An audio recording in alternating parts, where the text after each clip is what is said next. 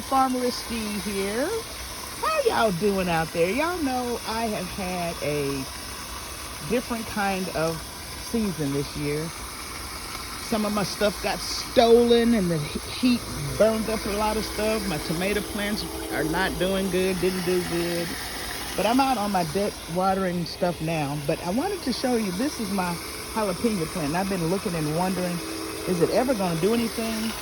Then I found this on the deck, and I'm like, where did that come from? So I kept looking and looking. I said, what?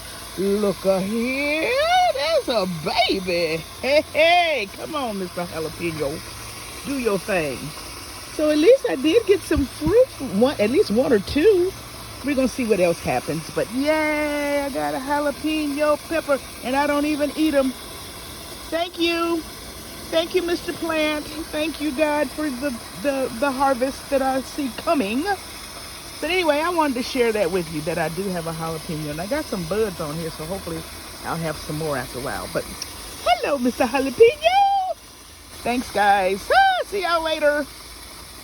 As always, this time I am thankful.